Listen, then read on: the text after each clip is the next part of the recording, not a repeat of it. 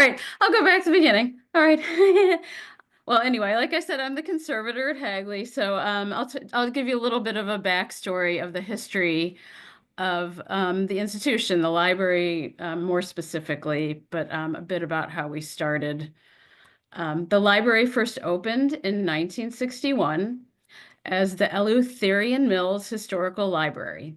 It was founded by Pierre Samuel DuPont of Longwood Gardens fame as a public research repository focused on industrial history. It stands on the original grounds of the DuPont Company's gunpowder mills, which began operating in 1802. The property of 235 acres is situated along the Brandywine River. And this is just the upper property, which is where the residents, the library, and the soda house are situated. The other half is where the visitor center and the other powder mill, which are working demonstration buildings. And those are not in this map. Hagley is a great spot to visit for both nature lovers and history buffs. The views along the waterways offer a space for a calm respite, while the museum displays of patent models and powder mill demonstrations provide stories of America's innovation and industry. The property and historic family home, which remain as a part of the Hagley Museum, were last occupied by Louise DuPont Crowninshield, who was a champion of historic preservation and closely involved in the creation of the National Trust for Historic Preservation. In this picture, she's on the far left, and this is the installation of a time capsule during the 150th anniversary of the DuPont Company. Hagley has 3 buildings that contain humidity and temperature controlled spaces for storage of photographic, archival, and library materials.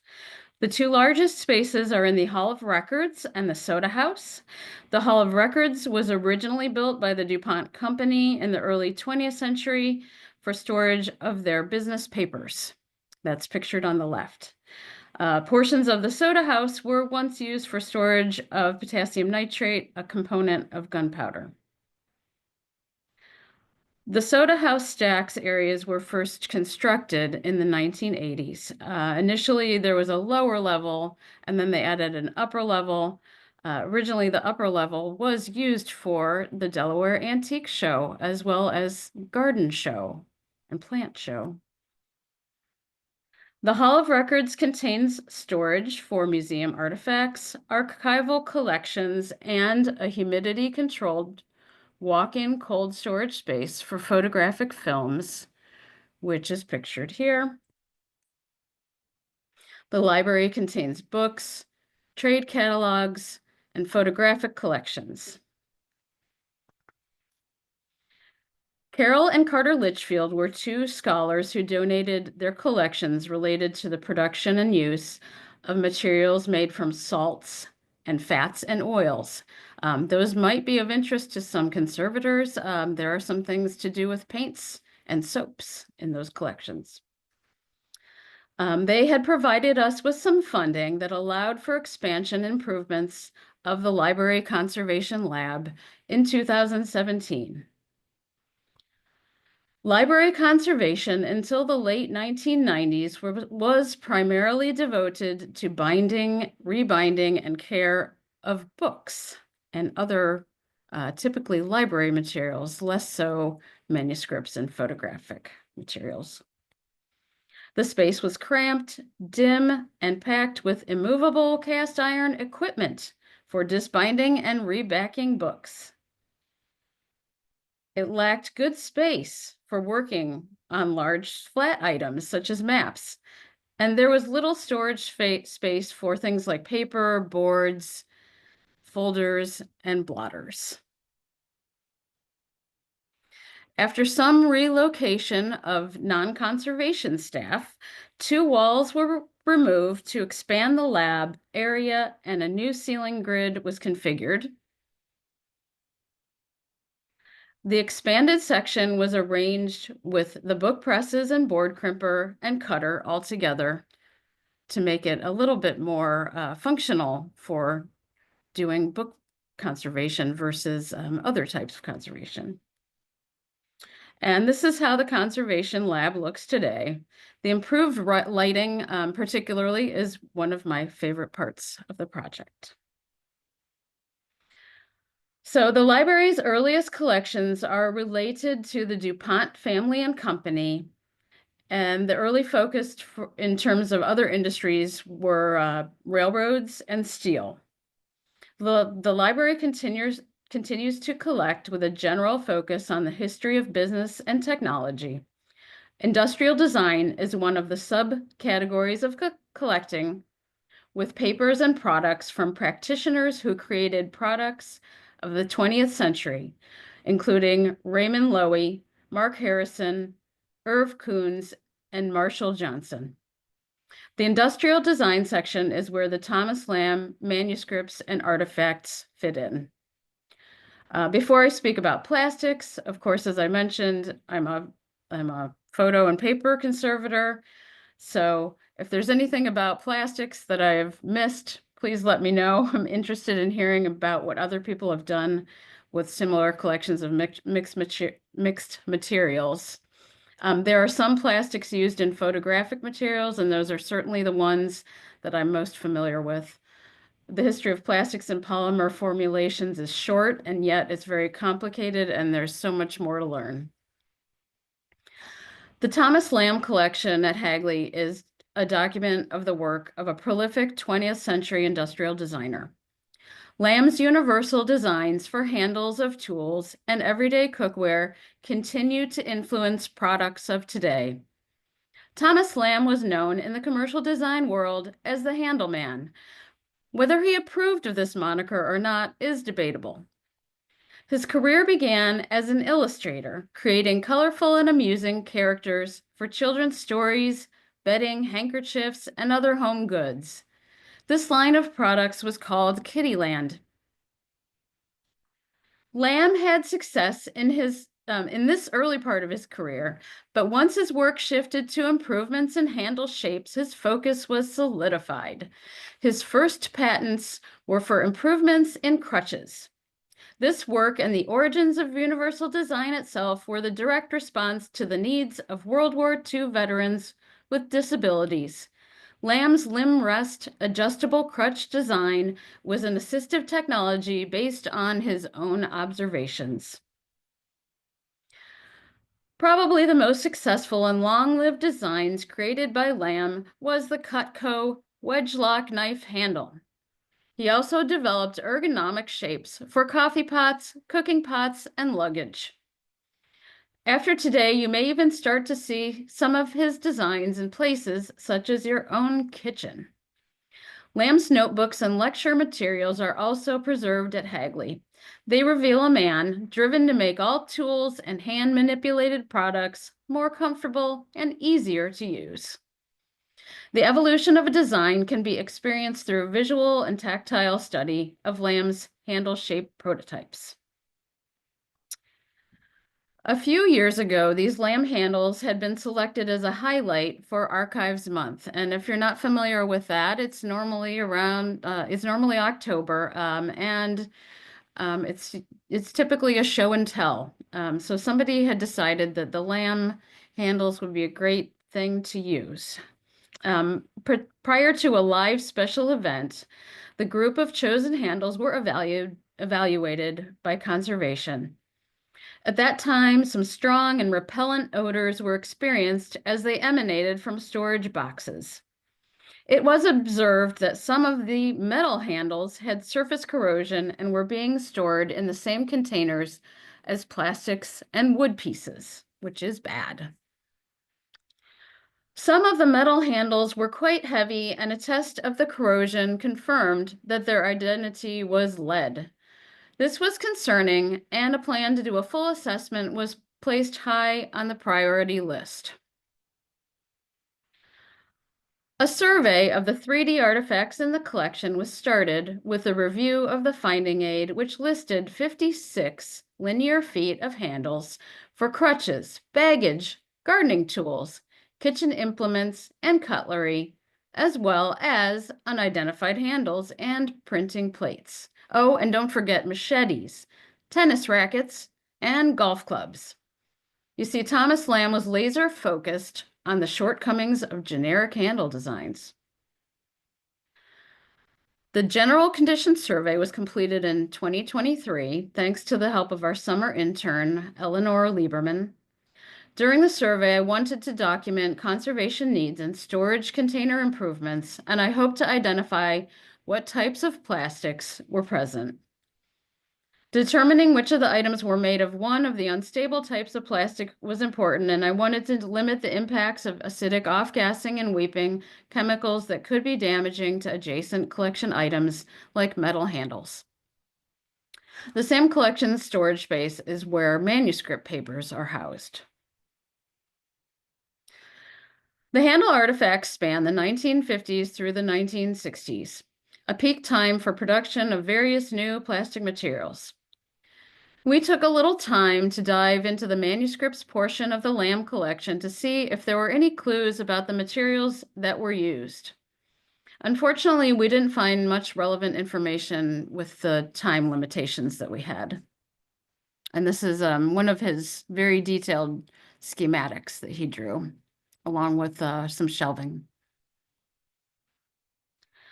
Items like this baggage handle were curious because they were obviously rough, unfinished products with an irregular surface and other imperfections.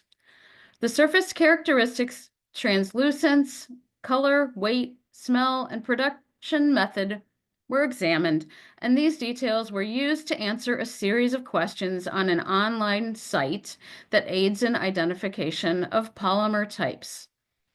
What we used was called the Plastic Identification website, which was created as part of the Project Plastics Preservation Initiative of the Netherlands Cultural Heritage Agency. Some materials were easier to identify than others. For instance, this handle for a coffee pot seemed to be sawn out of a plank of acrylic plastic.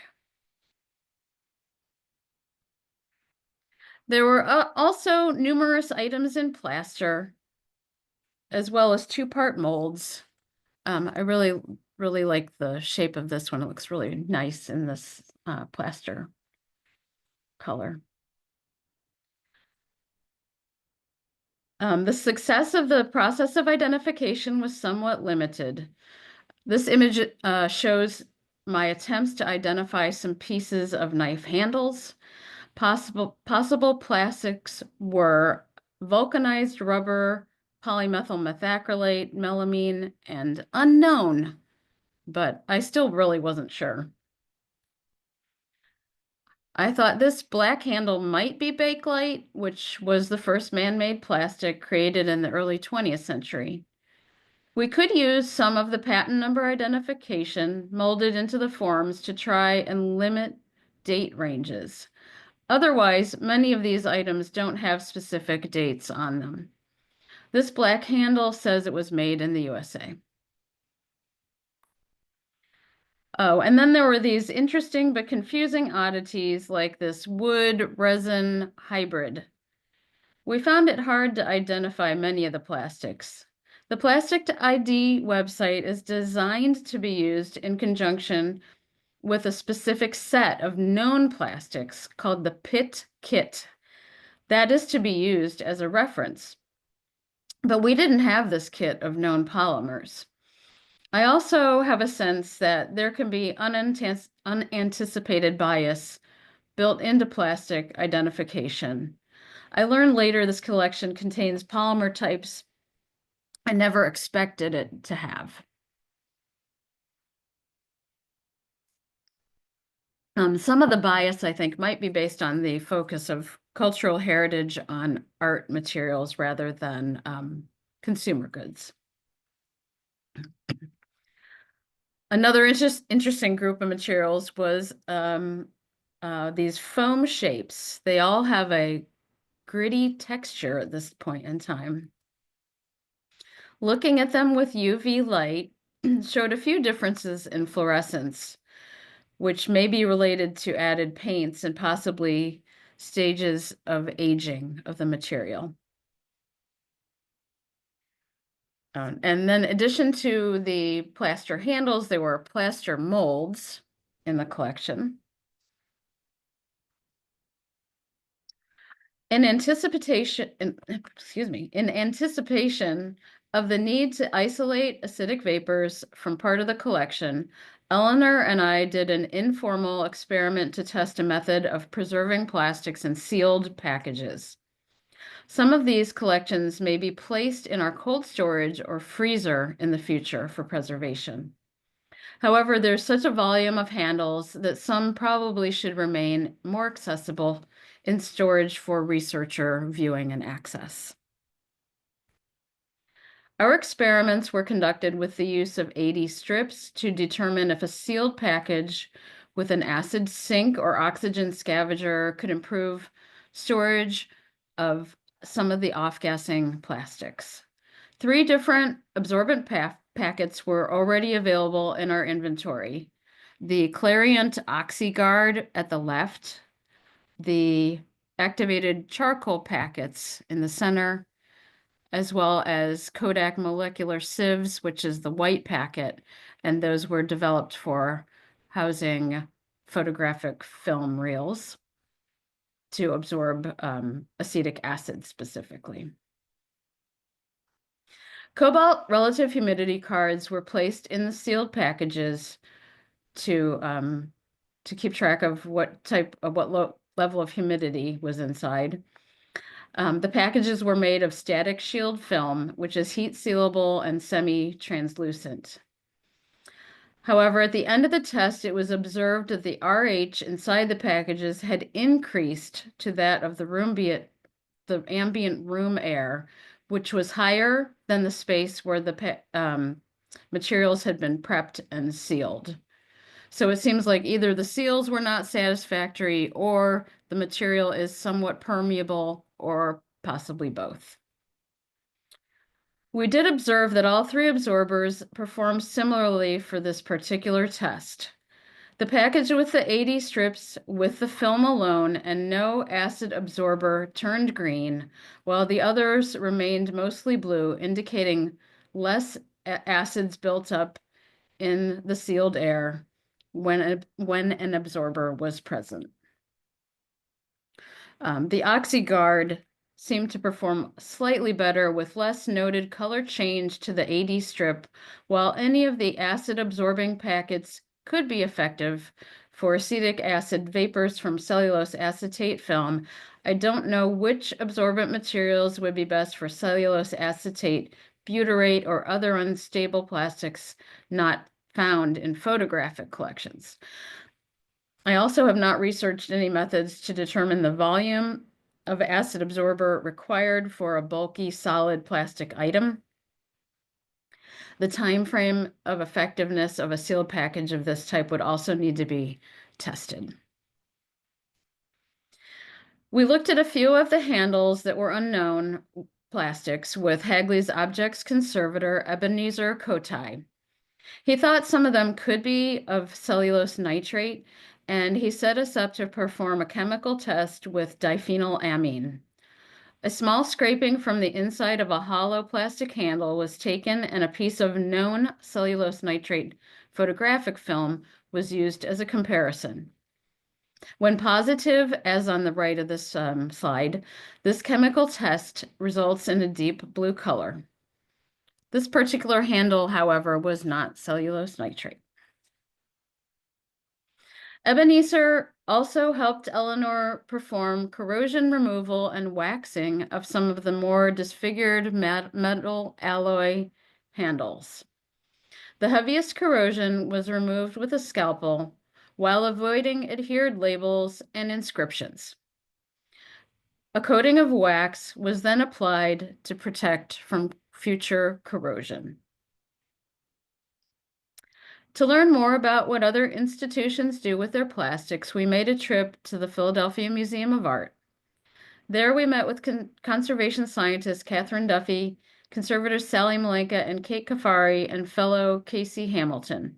The storage cabinets shown here are fitted with pleated VOC absorbing papers. There were so many pieces and so many unknowns in the lamb handles that I requested help from the scientific and analytical research lab at Winterthur. It seemed like too big of a project for any one person. Dr. Leora Mael agreed to take the objects on as an analytical project for her students in the art conservation at the University of Delaware. 4 students performed FTIR analysis on a selection of objects. A box of mixed materials was one of the first candidates. Some of the results were polymethyl methacrylate for this rudimentary coffee pot handle, polyurethane foam for the foam models. This weird hybrid thing was either cellulose nitrate or cellulose acetate. And some of the other materials that were identified are here on the slide.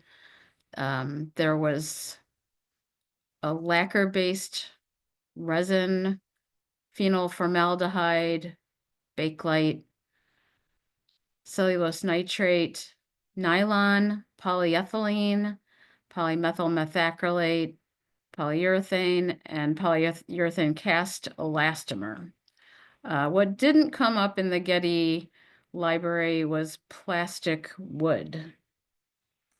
So plastic wood was identified as a possible component by Marshall Johnson.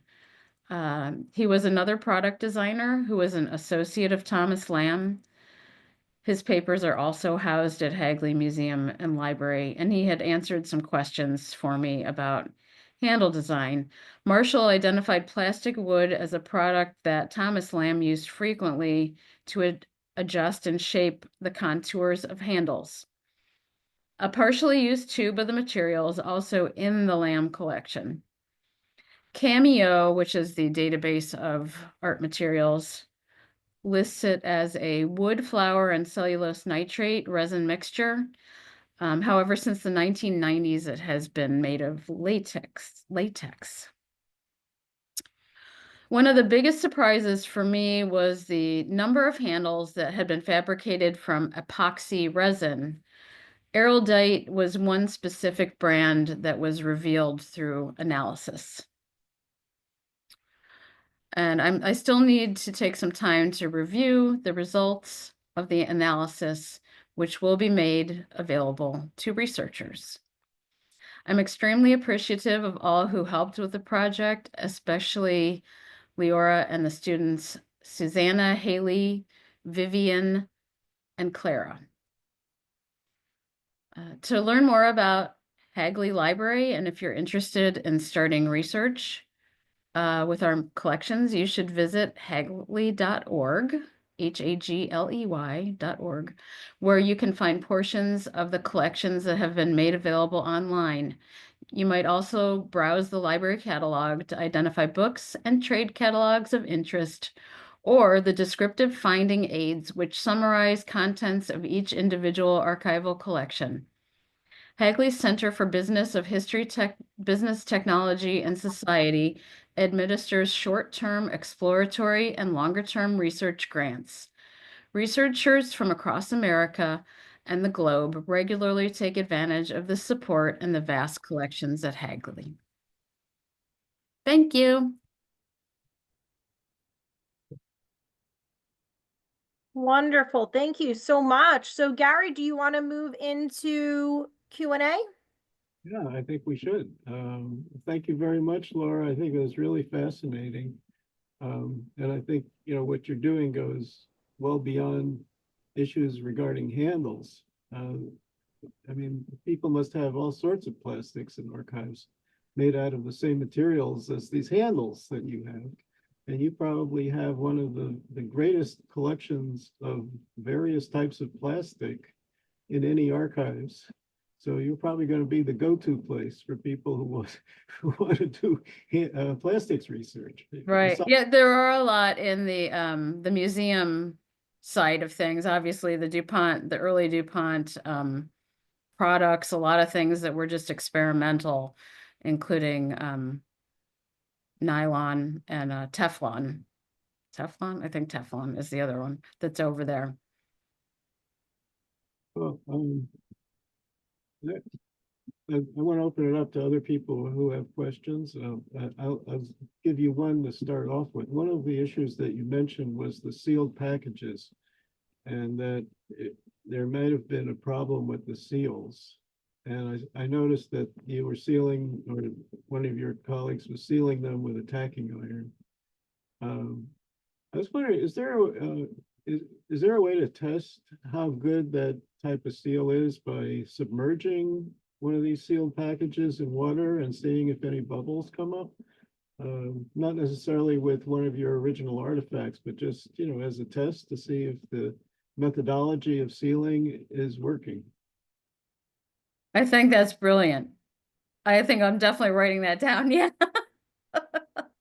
Great idea. I love it.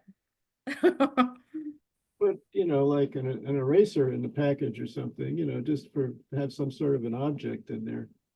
And then seal it up and then dunk it. Yeah, it could be anything just to add some weight so it would go below the surface. Sure. Yeah. I mean, could be a whole PPG presentation in itself, is on do sealed packages really seal or not. And maybe there's some techniques that work better than others as far as how you go about sealing it. Anyway, I'll open it up to anybody else who wants to ask a question. There's a question in the chat that I'm happy to read for Chris. It says, thank you, Laura, for presenting tonight. What an incredible research project. Were you and or your intern able to look into any other research into plastic handles? And if so, did you see any patterns? I did not. No, I haven't looked at any other collections specifically related to that usage. I mean, that is a good thought.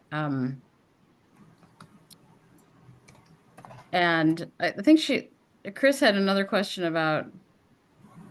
Yeah, there's a second question here. For the sealed packages, did you consider anoxic storage along with acid scavengers? Forgive me if my pronunciation is off. Well, the only thing this was just kind of like a really quick preliminary test, just to kind of for a jumping off point, and just kind of give the summer intern, a little bit of experience with different materials and methods. And we had that OxyGuard, which does absorb oxygen, and I think that's an iron-based some sort of iron-based powder that takes up oxygen. But beyond that, I mean, our most likely capability at Hagley is to put it in cold storage, because we do have that cold storage unit. And then somewhat recently, that system did not originally have a air filter, but it does now. So that would definitely help a lot to reduce the level of acidity. Thanks. Awesome. I see Tim has unmuted. Tim, did you want to ask a question? Actually, I just put something into the chat. I was taught at some point that a polyester encapsulation, which I'm not sure if that's how you're doing your seal package, but it allows several air exchanges per day. It's not a lot, but I understand that some humidity gets through the polyester. So Right. Yeah. So we had that static shield, which has it's not quite like Marvel Seal. So I don't know if you're familiar with Marvel Seal. That's a lot closer to a potato chip bag. It's completely opaque, and it does Marvel have a Seal, I think, cool. is polyethylene, and also has a barrier of aluminum foil, I believe. Yeah. So that's probably true that that static shield is not as good of a vapor barrier as the Marvel Seal because you can see through it. And Marvel Seal, it's the aluminum really that's doing the most of the blocking Yeah, of vapor and other air exchange. So it might I think also that's true. Yeah. it might also be a sacrificial metal with a lower point of oxidation than the metal that's encapsulated. Oh, interesting. Yeah, I see. Copper Yeah, would I be don't better than know. aluminum, but That's a good point. I could look at the supplier data. I don't know. It's actually a material that I've had quite a few years too. So, yeah. And I know that the suppliers use copper as a scavenger material to sacrificial scavenger material. oh, actually that is the corrosion intercept. Right. So that's like a stretchy polypropylene, I think, or maybe Okay. it's polyethylene, but this other material is PET. Okay. Yeah, it's definitely polyethylene terephthalate. So, but even that being said, I think so that has a less vapor exchange than the softer plastic, but it still will allow something through. And yeah, if it's the metal, I think that is what does the bulk of that work. I would think so. Yeah. But the corrosion intercept could also be used for certain things that, like you're saying, the sacrificial um Yeah. um it's for corrosion, but it does take up certain pollutants. So, I think that was developed specifically for magnetic storage devices, oh, like like floppy disks. computers. Yeah. Oh, floppy disks. Okay.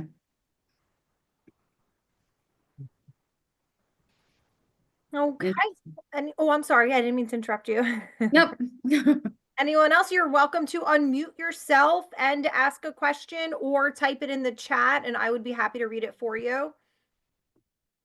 Oh, I'm not sure if you said it, but did you determine that there were some types of plastic that were deteriorating more and giving off more odors than others? Um, Pretty sure that the biggest concern is the cellulose acetate butyrate, which was that box of I call them like doll legs, but they were weird colors like flesh tone as well as aqua and marbled. Um, those were definitively identified as cellulose acetate butyrate, and so that's the thing of most concern. And then I think also separating out things that were metals from any plastics or wood is the second thing that we really need to do. But everything else, I don't know if the polyurethane was a really off-gassing. It's not really in good condition, but that was actually stored alone. It wasn't mixed with any other materials. And I think there's way more boxes that we haven't looked at every single thing because that just ended up not being possible. So 57 linear feet. That's an enormous amount of stuff. yeah. Here's, Somebody had another question? here's one from Brian in the chat. Are the objects housed in, quote, archival boxes? A lot of those that you may or may not have seen in there, it was mixed. Um,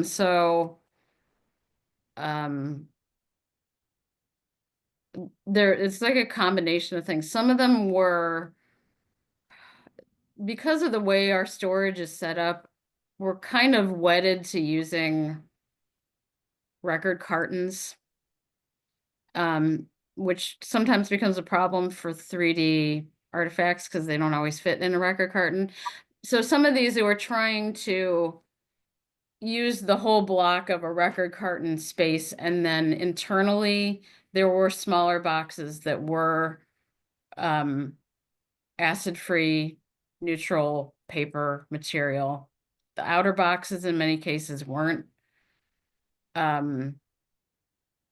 but it definitely is a mixed bag. And then I think just because there were so many, it's going to be like a stepwise process of gradually improving the housing, but not making it take up more space is the other big concern. So yes and no. Some of them were archival and some of them were not archival. Yeah. Okay, I don't see any further questions in the chat. Anyone want to unmute? Gary, any last questions from you?